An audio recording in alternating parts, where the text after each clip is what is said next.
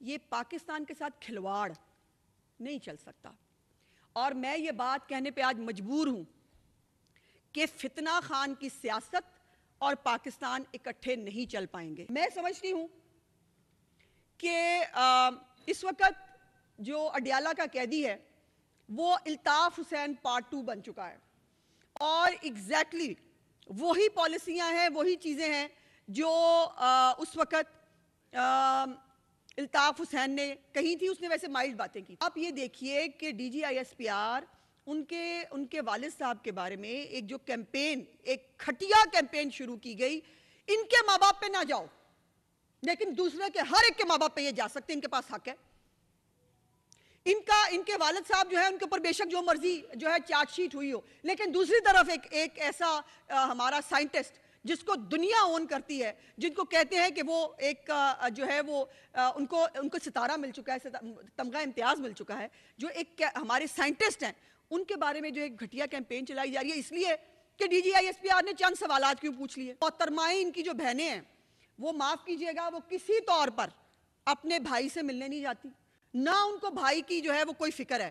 وہ صرف یہ جاتی ہیں کہ جبران الیاس کے لیے مسالہ لے آئیں اندر سے جا کے اور پوچھ کے آئیں کہ آج کیا لکھنا ہے. پاکستان کے خلاف سازشیں کرنے والے تم ہو کون؟ پاکستان کو ڈیفالٹ کے دہانے پر لے جانے کے لیے پوری پلاننگ کرنے والے تم ہو کون؟ پاکستان کی اندر بیٹھ کر پاکستان کے اندر پروکسیز لڑنے والے لوگوں کو سپورٹ کرنے والے تم ہو کون؟ شخص جو اپنی سیاست کی خاطر جس نے یہاں تک کہا کہ میری حکومت جو ہے وہ گرانے سے بہتر تھا کہ پاکستان پہ ایٹم بم گرا دیتے، جس نے یہ کہا تھا کہ پاکستان کے 3 ٹکڑے ہو جائیں گے، اور وہ ہر ایک کو جو ہے وہ منہ پہ ہاتھ پھیر پھیر کے وہ کہا کرتا تھا کہ میں کلہ ہی کافی، ہاں میرے بغیر کوئی آپشن ہی نہیں ہے، ہم پتہ نہیں 15-20 سال کتنے سالوں کا پروگرام بنا کے آئے ہیں.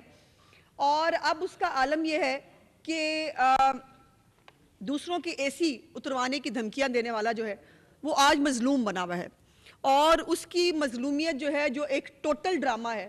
بائی دا وے جب میں آپ سے گفتگو کر رہی ہوں اس وقت اڈیالہ کے اندر ایک جو ڈاکٹرز کی ٹیم ہے وہ بھی اس کا جو ہے وہ طبی معائنہ کرنے کے لیے گئے ہیں. لیکن میری ذاتی رائے یہ ہے کہ پنجاب حکومت کو ایک ذہنی امراض کا بھی ایک بورڈ بنا کر ضرور اڈیالہ کے جیل میں بھیجنا چاہیے، تاکہ جا کر اس شخص کی جو ذہنی کیفیت ہے اس کا بھی اندازہ لگایا جانا چاہیے. یہ تو ایک فیکٹ ہے کہ اڈیالہ کی دیواروں نے اس شخص کو ذہنی مریض بنا دیا ہے، اور اپنے ڈپریشن میں وہ اس حد تک چلا گیا ہے کہ وہ دوسروں کو بھی ذہنی مریض کہتا ہے. ویسے بائی دا وے وہ آپ کو پتا ہے پاگل خانے میں آپ کبھی جائے نا تو پاگل جو ہے نا وہ ہر ایک کو کہہ رہے ہوتے تو پاگل ہیں، تو پاگل ہیں. تو کچھ اسی قسم کا جو ہے وہ اس وقت ان کا جو ہے وہ رویہ ہے. اور یہ وہی لوگ ہیں جنہوں نے پاکستان کو دیوالیہ کرانے کے لیے کیا کیا حربے استعمال نہیں کیے.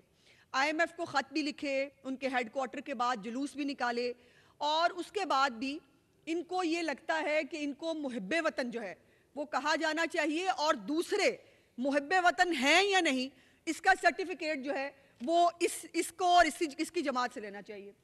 ابھی 2-3 دن پہلے جو D G I S P R نے ایک پریس کانفرنس کی جس پہ مجھے لگتا ہے کہ ان کی دموں پہ کافی زور سے پیر آیا ہے، اور اس میں میری 3-4 گزارشات ہیں. پہلی تو بات یہ ہے کہ D G I S P R کو یہ پریس کانفرنس کرنے کی ضرورت کیوں محسوس ہوئی؟ اس لیے کہ جب 2-2.5 سال سے مسلسل جب سے ان کو پارلیمنٹ کے ذریعے ذلیل و خوار ہو کے نکلنا پڑا، اس وقت یہاں تک پہنچیے جو آج دوسروں کو آئین شکنی، آئین کا حلف پڑھاتے ہیں، آئین کی جو ہے وہ شکیں پڑھ پڑھ کے بتاتے ہیں، وہ لوگ ہیں جنہوں نے باقاعدہ سپریم کورٹ کے فیصلے کے مطابق آئین شکنی کی، آرٹیکل 6 کے مرتکب ہوئے. وہ لوگ جو ہے وہ آج D G I S P R کی اس پریس کانفرنس کے اوپر انہوں نے کہا کہ جی حلف کی خلاف ورزی ہو گئی ہے اور یہ جو ہے یہ سیاست میں آ رہے ہیں. میرے 2 سوالات ہیں. پہلی بات یہ ہے کہ جب آپ 2.5 سال اپنے بیرون ملک بیٹھے ہوئے پروپیگنڈا سیل اور کی بورڈ وارئرز کے ذریعے جب آپ ایک منظم کیمپین کریں گے ایک ادارے کے سربراہ کے خلاف، تو آخر کہیں تو آخر فل سٹاپ لگے گا، کہیں تو آخر پیشنس جو ہے وہ ختم ہوگی. اور سوال یہ ہے کہ کیوں کیا جائے، کیوں؟ اس لیے کہ جب وہ ڈی جی آئی تھے تب انہوں نے بشرا بی بی کے پلندے پکڑائے تھے عمران خان کو اور بتایا تھا کہ یہ ہیرو کا کاروبار کرتی ہے.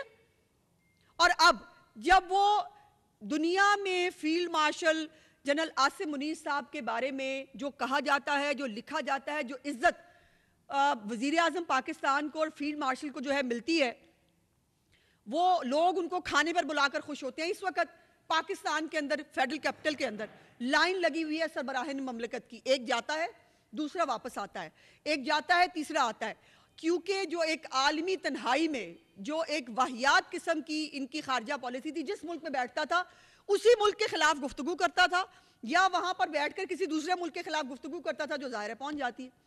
اور پاکستان ٹوٹل عالمی تنہائی کا شکار تھا. تمام تر جو ہے وہ محنت کے بعد جب پاکستان کو آن ٹریک لایا گیا تو یہ ہضم نہیں ہوا، چونکہ پاکستان کے لیے جو اچھی خبر ہے وہ اس فتنہ فساد گروپ کے لیے بری خبر ہے. پاکستان جو ہے وہ اگر معاشی لحاظ سے ترقی کرے وہ ان کے لیے بری خبر ہے. پاکستان عالمی تنہائی سے باہر نکلے وہ ان کے لیے بری خبر ہے.